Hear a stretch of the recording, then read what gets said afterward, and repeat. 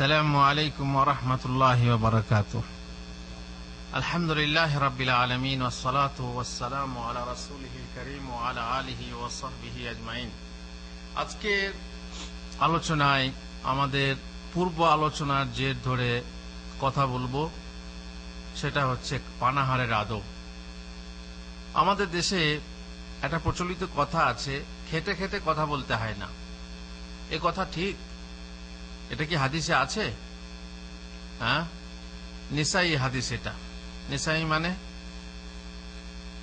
মেয়েলি হাদিস। মহিলারা ছোট বাচ্চাদের কে খাওয়াবার জন্য, ভোলাবার জন্য বলে খেতে খেতে কথা বলতে হয় না বাবা, খাওয়ার সময় খেয়ে নাও। যেমন খাওয়ার সময় খেলতে হয় না, কথা বলতে হয় না, ইত্যাদি। তবে কথা বলতে বলতে যেন আপনার ভাগকেও মেরে না দেয়। যেমন বলছিলাম যে কথা বলতে থাকলেন আর সাথে আপনার খেতে থাকলো, তারপরে সে চালাক হলে আপনাকে কথা বলায় ব্যস্ত রাখবে, শেষকালে আপনার ভাগ দেখবেন চলে যাচ্ছে। সুতরাং এটা কোনো শরীয়তের নির্দেশ নয়। খেতে খেতে কথা বলা যায়। খেতে খেতে সালামের জবাব দেওয়া যায় কিনা? হ্যাঁ, সালামের জবাবও দেওয়া যায়। খেতে খেতে সালামের জবাবও দেওয়া যায়। এমনকি আপনারা জানেন, নামাজ পড়তে পড়তে সালামের জবাব দেওয়া যায়। কিভাবে? মুখ কথা বলে নাকি ইশারা করে, তাই না? ইশারা করে সালামের জবাব দেওয়া ঠিক না, কিন্তু কেবল নামাজের ভিতরে। অন্য সময় যদি আপনি কাঁচের আড়ালে সালামের জবাব দেন, হয়তো শুনতে পাবেন না, ইশারা করতে পারেন, কিন্তু ইশারার সাথে সাথে কি বলতে হবে? মুখে বলতে হবে আসসালামু আলাইকুম। ঠিক আছে? তো খেতে খেতে যদি কেউ সালাম দেয় তাহলে সালামের জবাব দিতে পারবেন, এতে কোনো সমস্যা নেই। আর একটা আদব হলো যে যখন আপনি খাবেন তখন বড় পাত্রে একাধিক লোক একসাথে বসে খাবেন। বাড়িতে হোক বাইরে হোক, একাধিক লোক একসাথে বসে খাবেন। অবশ্য আমাদের বাঙালিদের মধ্যে সাধারণত এটা নেই, সবাই আলাদা আলাদা প্লেট নিয়ে খায়। এটাই আমাদের ট্র্যাডিশন হয়ে গেছে। কিন্তু ইসলামী নিয়ম হলো, রীতি হলো যে বড় প্লেটে একাধিক লোক বসে খাবেন। এটাই হচ্ছে মুস্তাহাব। খাবার কম থাকলে তাতে বরকত হয়। যদি একসাথে খান তাহলে খাবার কম থাকলেও বরকত হয়। রাসূলুল্লাহ সাল্লাল্লাহু আলাইহি ওয়াসাল্লাম বলেছেন, তাআমুল ওয়াহিদি ইয়াকফিল ইসনাইন।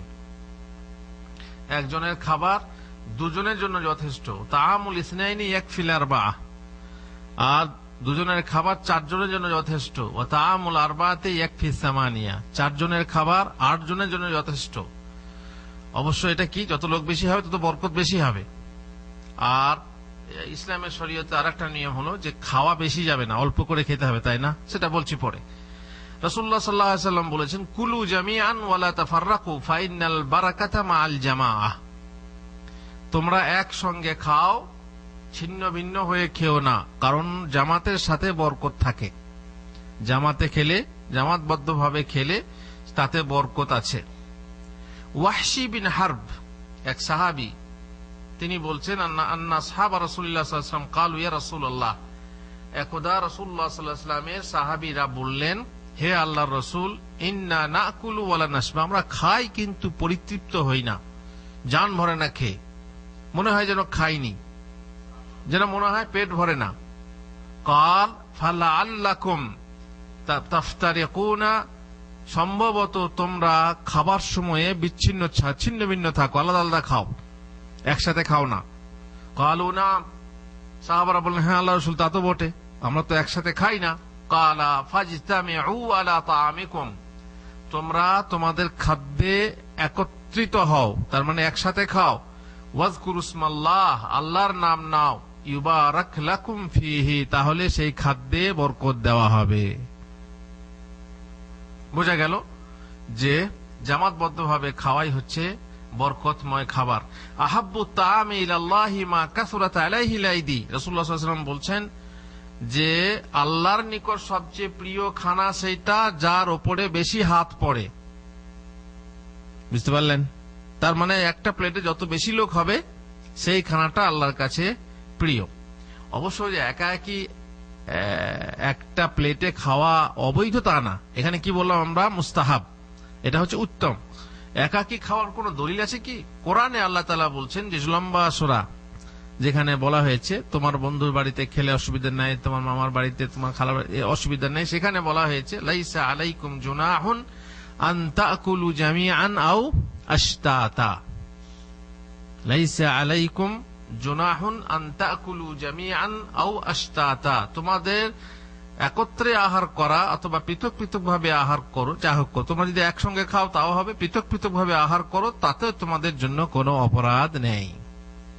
তাহলে বোঝা গেল যে একসঙ্গে খাওয়াটা এটা কি মুস্তাহাব, এতে বরকত বেশি হয়। কিন্তু একা একা খাওয়া যাবে না? যাবে না, যাবে।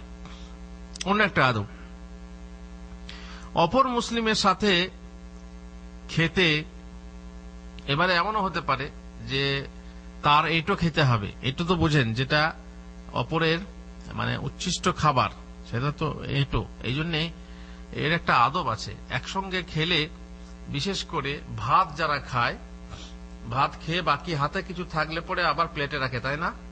বিশেষ করে মুড়ি, বাঙালির মুড়ি খাওয়ার সময় এইভাবে খাবে, কিছুটা অংশ বেড়ে গেলে সেটা কোথায় রাখবে? আবার প্লেটে রাখবে। আপনার মুখ থেকে ফেরত আসা মুড়ি কোথায় যাবে? প্লেটে যাবে। এবার সবাই যদি এরকম করে তো অবস্থাটা কি হবে, তাই না? এই জন্য উচিত হলো মুড়িটা যেন সম্পূর্ণ খেয়ে নেবেন, মানে ফিরিয়ে রাখার চেষ্টা করবেন না। তাতে যদি দুবার করতে হয় সমস্যা কি? এটা হচ্ছে আদব।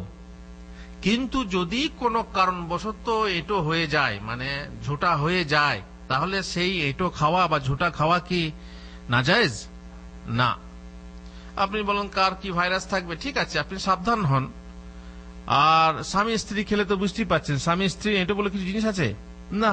রাসূলুল্লাহ সাল্লাল্লাহু আলাইহি ওয়াসাল্লাম যে জায়গা মুখ লাগিয়ে, অবশ্যই এটা পরে বলবো, হাড্ডি মা আয়েশা খেতেন, সেই জায়গাতে মুখ লাগিয়ে রাসূলুল্লাহ সাল্লাল্লাহু আলাইহি ওয়াসাল্লাম খেতেন। সুতরাং কোন মুসলিমের অকারণে ঘৃণা হওয়া উচিত নয়। অবশ্য একটা হাদিস আছে যে মুসলিমের যে এটো সেটা হচ্ছে শিফা, এটা ঠিক না, এটা ঠিক না। সাহাবীগণ এক পাত্রেই পানাহার করেছেন, বিশেষ করে রাসূলুল্লাহ সাল্লাল্লাহু আলাইহি ওয়াসাল্লাম তাতে বসে একসঙ্গে পানাহার করেছেন। বিশেষ করে স্ত্রীর এটো যেটা বলছিলাম, অরুচি হওয়া উচিত না স্বামীর, না স্ত্রীর। অনেক স্বামী আছে স্ত্রীর এটো খেতে চায় না, মানে স্ত্রী খেয়েছে বাস, আর স্বামী খাবে না।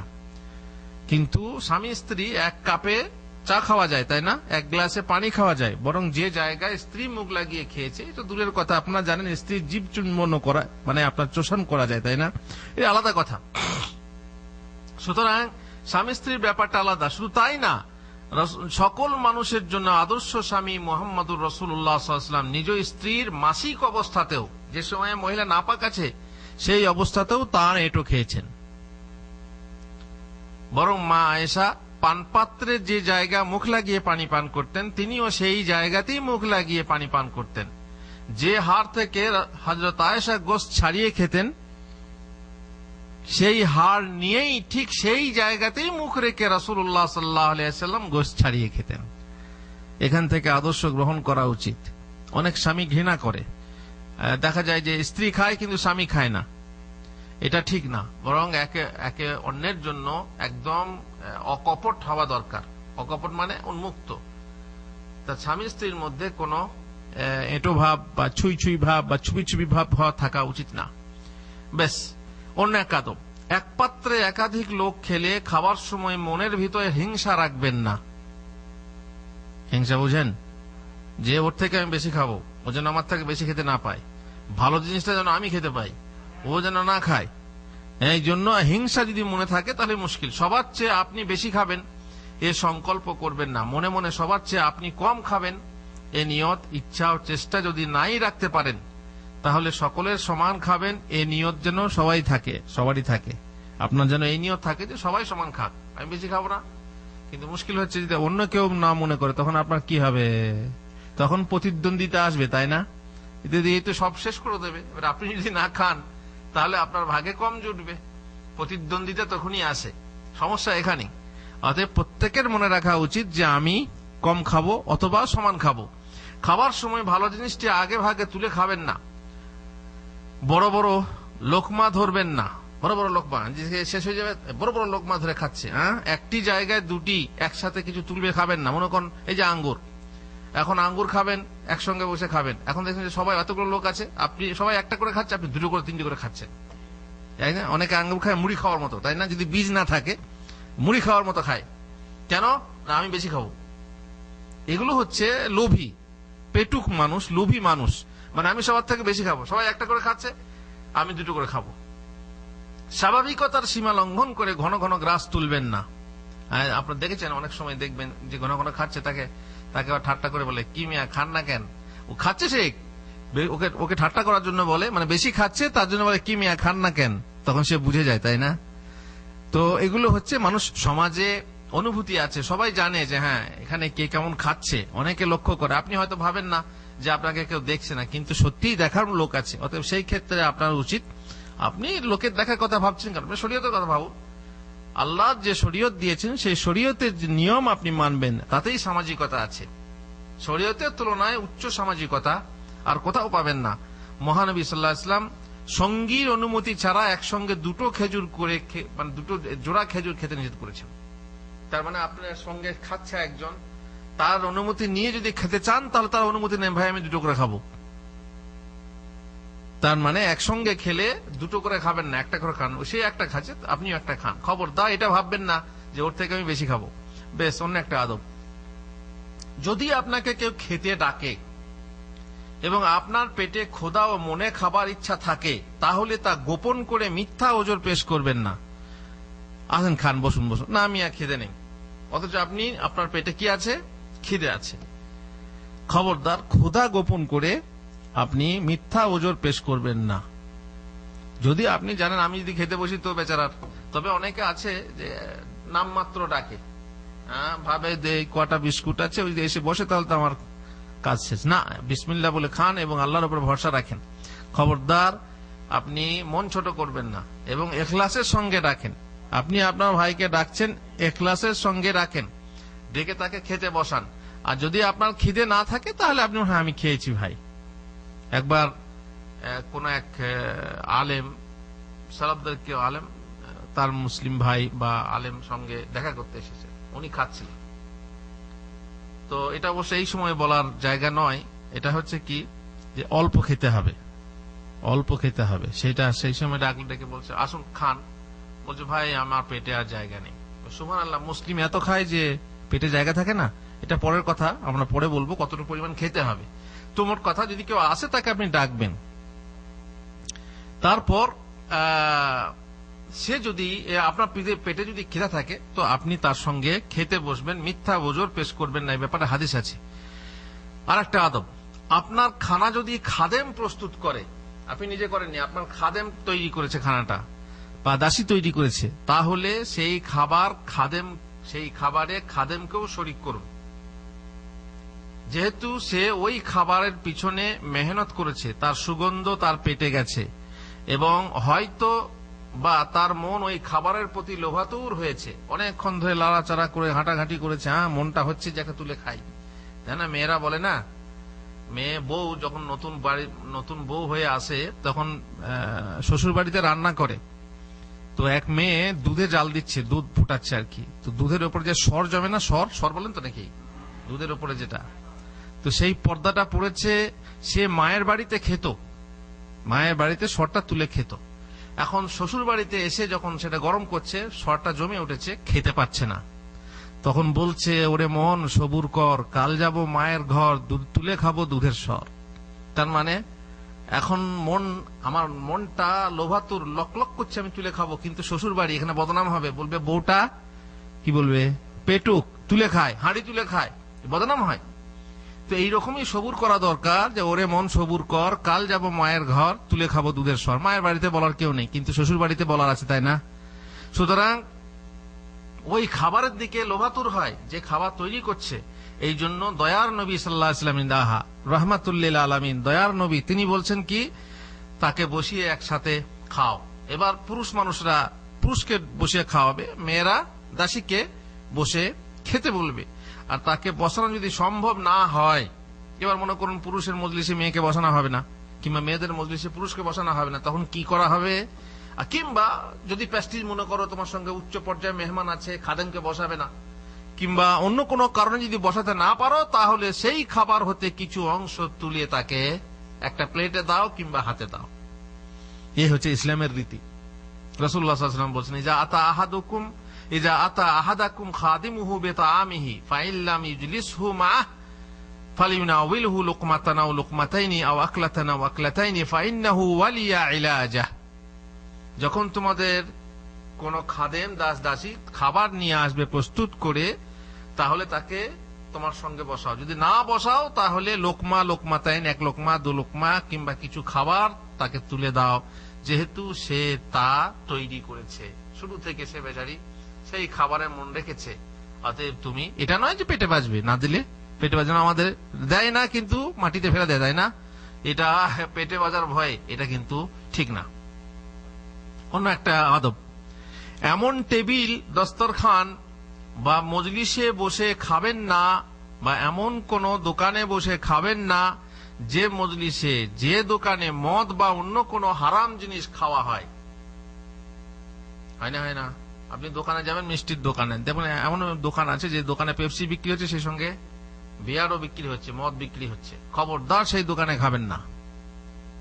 কিংবা এমন দাওয়াত অনুষ্ঠান, যে দাওয়াত অনুষ্ঠানে আপনি কি করছেন, বসে খাচ্ছেন, আর সেখানে আপনি খাচ্ছেন না কিন্তু অন্যরা, যেমন যারা সাধারণত অমুসলিমদের বিবাহে দাওয়াতে যায়, অমুসলিমদের সাথে তাদের বন্ধুত্ব থাকে, বিবাহে দাওয়াত করে যায়, সেখানে গেছে, আর সেখানে অমুসলিমরা মদ খাবে না, খাবে না। বরং তাই না, বরং মুসলমানরা মুসলিমদেরকে দাওয়াত করে নিয়ে এসে মদ কিনে খাওয়ায়, তাদেরকে খেতে দেয় বন্ধু হিসাবে।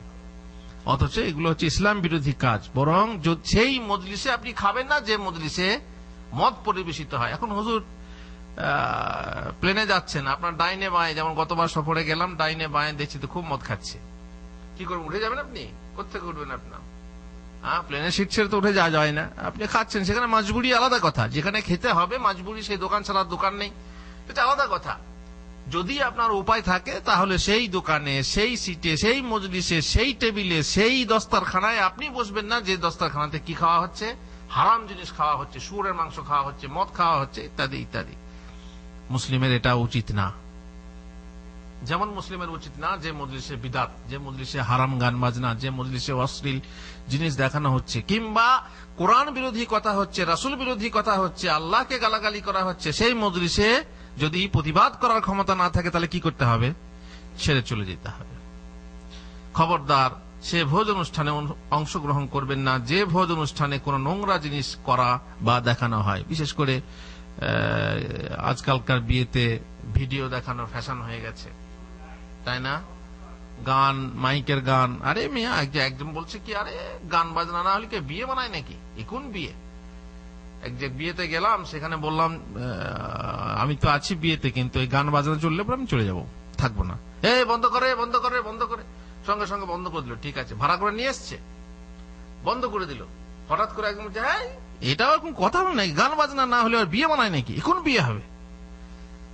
বুঝতে পারছেন?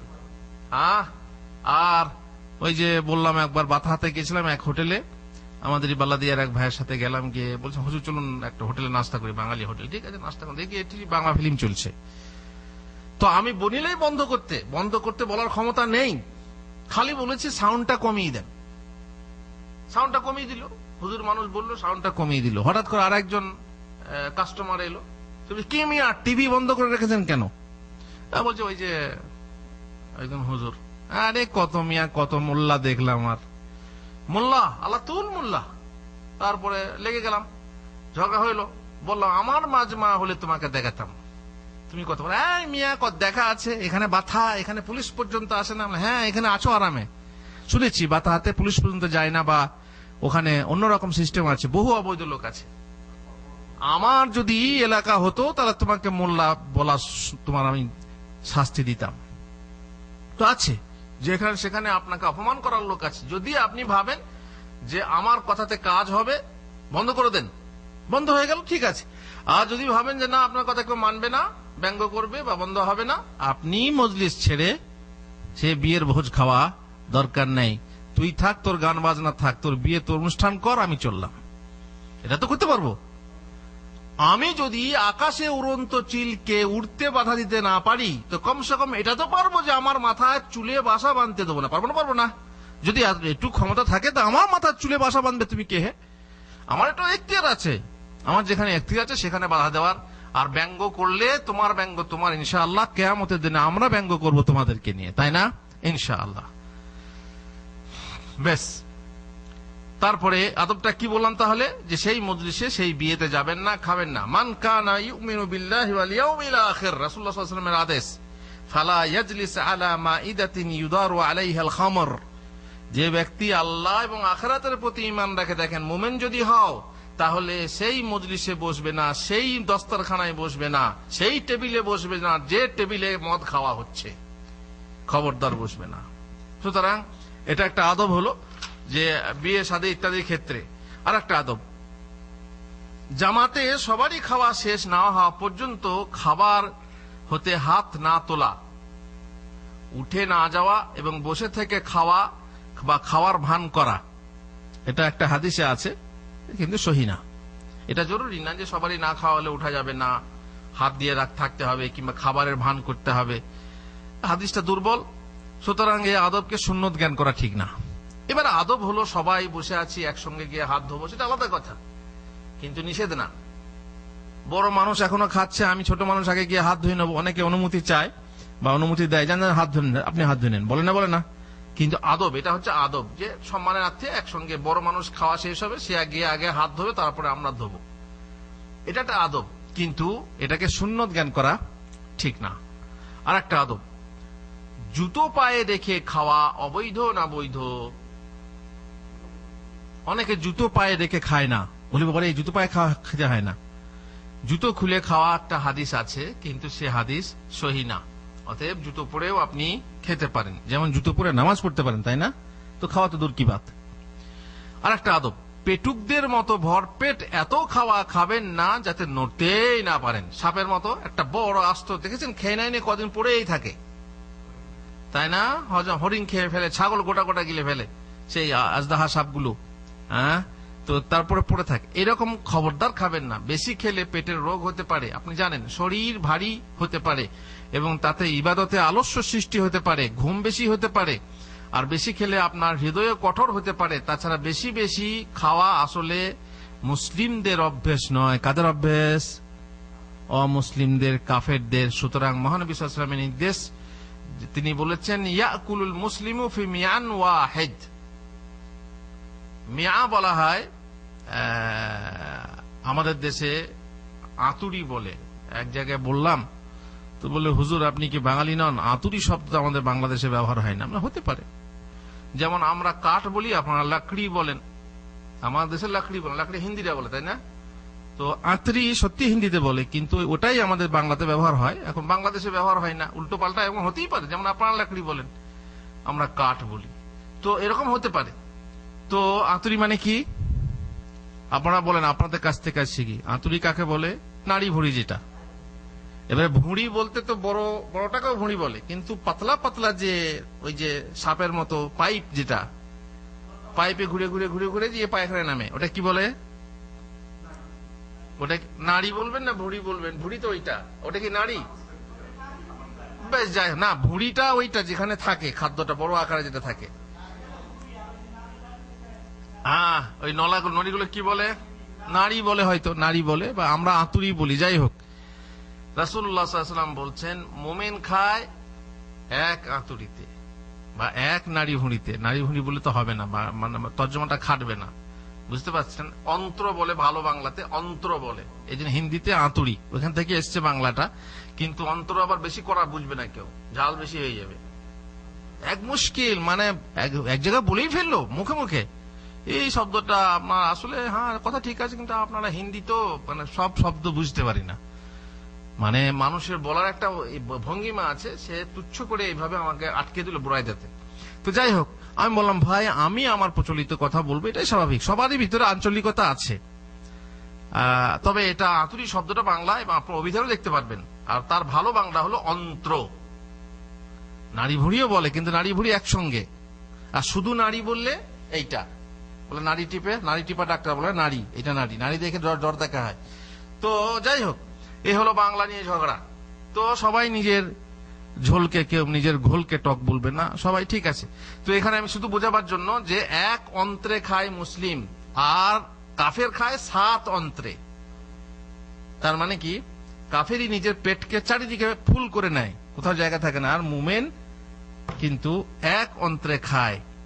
রাসূলুল্লাহ সাল্লাল্লাহু আলাইহি ওয়াসাল্লামের নির্দেশ হলো, তিনি বলেছেন যে মা মালা আদমি বিআআন শাররাম মিন বাতন, পেট অপেক্ষা এমন কোন পাত্র নেই যেটা নিকৃষ্টতম আর সে তা পরিপূর্ণ করে। বিহাসাব ইবনে আদম উকুলাত ইউকিমনা সুলবাহ, উকুলাত ইউকিমনা সুলবাহ, আদম সন্তানের জন্য যথেষ্ট অতটুকু খাওয়া যতটুকু তার পিঠ সোজা করবে, মানে কোন রকম জীবন ধারণ করবে। ফাইন কান আলা মাহালাহ, যদি খেতেই হয়, জিন্দেগি খাবার জন্য নয়, বরং খাবার হচ্ছে জিন্দেগির জন্য, তাই না? বাঁচার জন্য খাবার, খাবারের জন্য বাঁচা নয়। সুতরাং খেতে হবে। যদি একান্তই খেতে হয়, ফাসলুসুল্লি তাআমে, পেটকে 3 ভাগে ভাগ করো, 1/3 খাবারের জন্য, তাহলে বাকি থাকলো 2/3, আর 1/3 পানির জন্য, বাকি থাকলো 1/3। সেটা কিসের জন্য? যাতে করে তুমি নিঃশ্বাস নিতে পারো, কারণ পেটকে একদম গলা পর্যন্ত খেলে ফুসফুসটা কি করে আপনার হাওয়া টানবে, কারণ টাইট হয়ে থাকবে। ওই যে বলে না, এত খাওয়া খেয়েছে যে পেটে উকুন মারা হবে, বলে না? পেটে উকুন মারা হয় মানে পেটটা এত টাইট হয়ে গেছে যে ওখানে উকুন, এমনিতে আপনি উকুন মারতে পারবেন না, উকুন তো খুব সূক্ষ্ম জিনিস, পেটে আপনি কি চামড়াতে মারতে পারবেন না, কিন্তু পেটে এমন টাইট হয়ে গেছে পাথরের মতো, সেখানে উকুন মারা হবে একদম টাইটম্বুর খেয়ে খেয়ে। এরকম আছে, অনেকে খায়, তর্ক করে খায়, আবার পরে বমি করে দেয়। এটাও দেখেছেন আপনারা, জানেন যারা বদযাত্রী গেছেন, বিয়েতে বদযাত্রী, এই খাওয়াতে এখানে যে কি খাওয়া হয়, কত ফেলা হয়, কত নষ্ট করা হয়, আর কিভাবে খায়, তর্ক করে খাচ্ছে। 80টা রসগোল্লা তো জানেন বাঙালির রসগোল্লা প্রসিদ্ধ, 80টা রসগোল্লা খেয়ে নিল, গপ গপ করে খেয়ে নিল। এক বেকুব তর্ক করে বলছে পানি খাবো, কত খাবেন? 1 জগ খাবো। যে 1 জগ পানি থাকে মোটামুটি 10 গ্লাস 12 গ্লাস, হ্যাঁ খেতে থাকলো, শেষ করে দিল তুলে। আশ্চর্য, রসগোল্লা খাবে, পরের পেয়ে খাবে, যেহেতু পয়সা লাগবে না, তো দোকানে কিনে খেলে পয়সা লাগবে, আর ডায়াবেটিস নেই, বুঝতে পারছেন তো, আর থাকলেও মাফে মুশকিল, কিন্তু একদিন খেলে সমস্যা নেই, ট্যাবলেট খেয়ে নেবো। অনেকে আবার ট্যাবলেট খেয়ে খায়। তো সঙ্গে রসগোল্লা বেশি খাওয়ার জন্য, মিষ্টি বেশি খাওয়ার জন্য, অবশ্য বিয়েওয়ালারা যারা ভোজ দেয় তারাও চালাক আছে, তারা আবার অরেঞ্জ মিষ্টিতে খাওয়ায়। অরেঞ্জ মিষ্টি কি মুখ মরে যায়, তো এরা মুখ যাতে না মরে যায় তার জন্য দুটো জিনিস ব্যবহার করে। লুকিয়ে পকেটে কাঁচা মরিচ নিয়ে যায়, অথবা কাগজি লেবু, যে লুকিয়ে লুকিয়ে কাগজি লেবু কাঁচা মরিচ দিয়ে এটাকে মুখটাকে পাল্টে নেয় আর রসগোল্লা চালায়। জানেন আপনি? নিশ্চয়ই জানেন, শুনেছেন।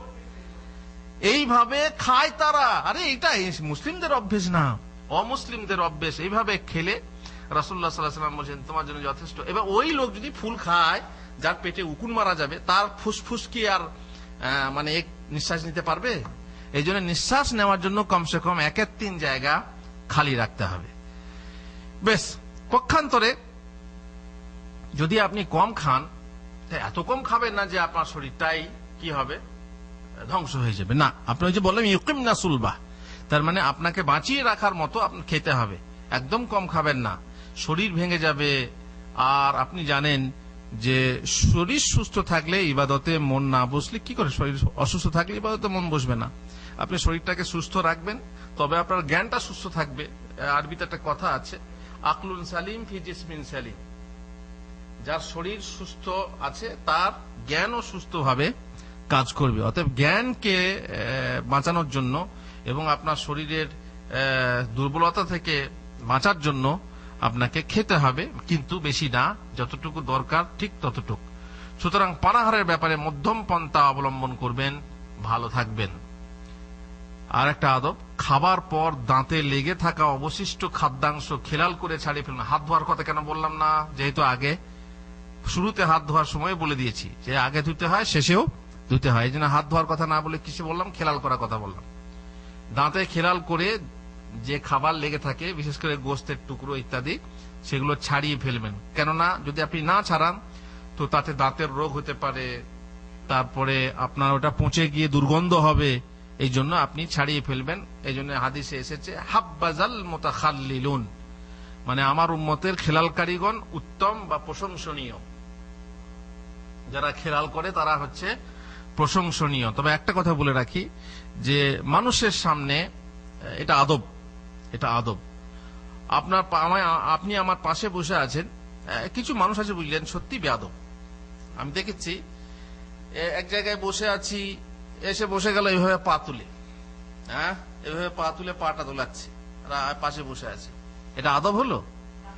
আর একজনে এসে বসলো, বসে পায়ে মোজা পড়েছিল, মোজাটা খুলে নিয়ে এইভাবে ঝাড়তে লাগলো, ধুলো ঝাড়ছে আপনার সামনে। ধুলো নাকে আসবে না? ও ধুলো দেখতে পায় না তার মানে নেই। ভাই চশমা দিয়ে, বলছি চশমা দিয়ে দেখতে হলে কি করে হবে ভাই? ধুলো এখনো উঠছে, আপনি দেখেন যদি সেই দেখেন এখনো ধুলো উঠছে। আর আপনি যদি মোজাটা ঝাড়ে না, মোজাটা এমনিতেই গন্ধ থাকে, নোংরা ধুলো, আর আপনি এভাবে ঝাড়ছেন।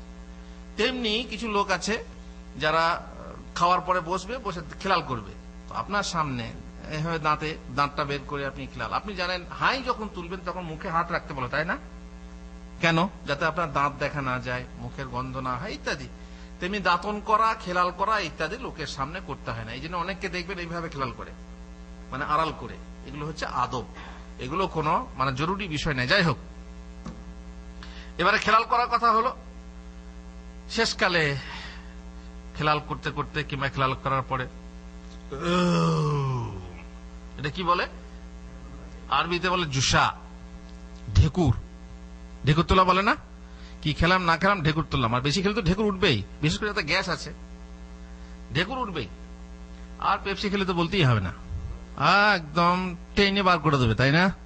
তো ঢেকুর তোলাটা জায়েজ না জায়েজ এই তো আপনি রুখতে পারবেন না, কিন্তু ঢেকুর তোলার শব্দটা আপনাকে রোখা উচিত ওই হাই তোলার মতো। হাই যেমন তোলে অনেকে,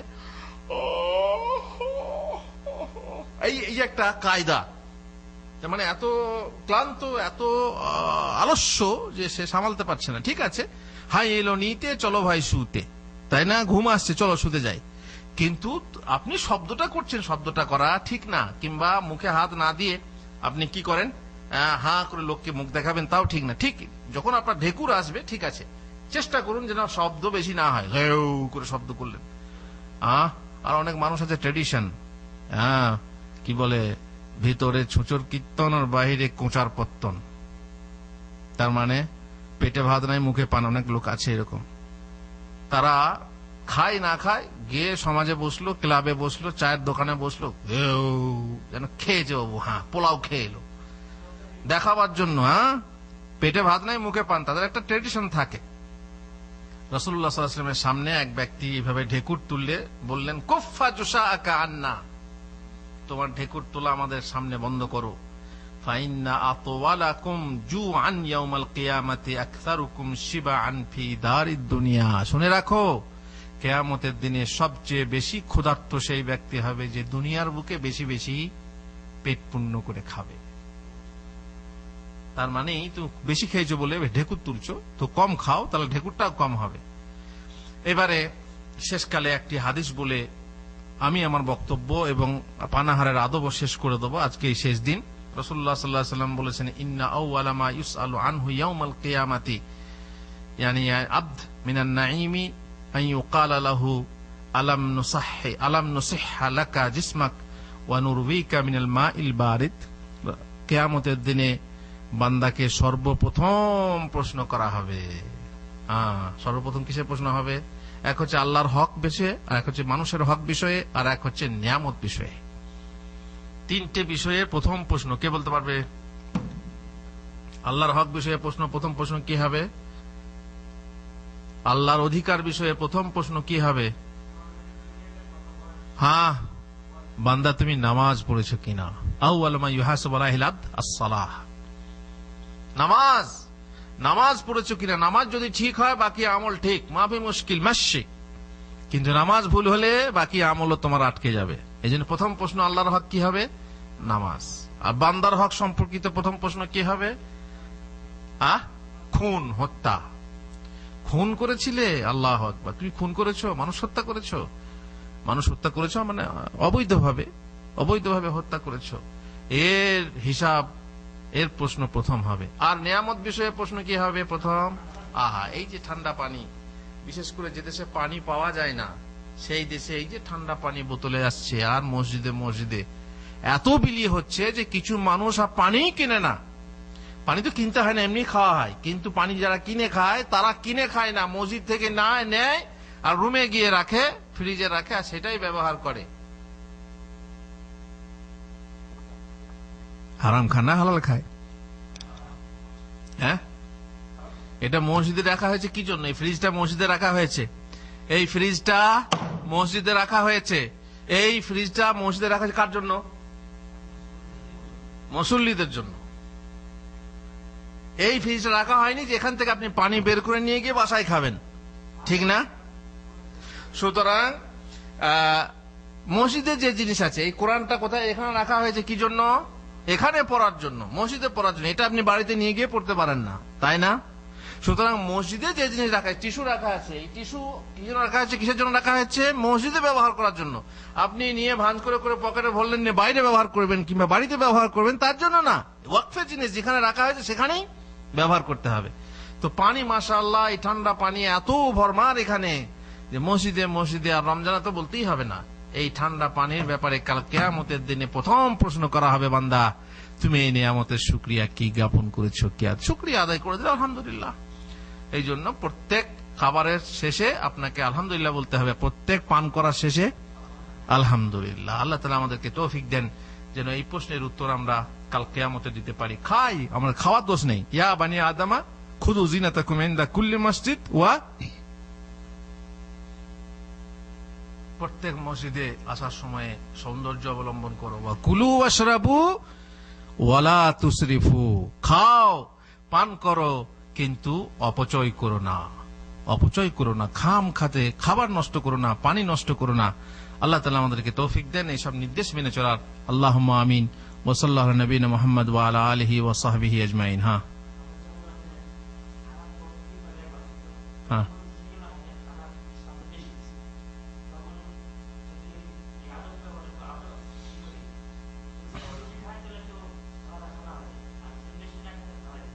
না সেই ক্ষেত্রে কোনটা বেশি খারাপ? বেশি খাওয়া খারাপ না ফেলে দেওয়া খারাপ? সেই ক্ষেত্রে আপনাকে দেখতে হবে, যদি আপনি না খান খাবারটা নষ্ট হয়ে যাবে। সেই ক্ষেত্রে আপনি যদি খান তো বেশি খাওয়া হবে। এখন বেশি খেলে যদি আপনার ক্ষতি না হয় তাহলে আপনি খেয়ে ফেলুন, কারণ নষ্ট করার থেকে খেয়ে নেওয়াটা ভালো। যেহেতু না খেলে আপনার নষ্ট হবে, ক্ষতি হিসাবে আপনি সেটা দেখবেন।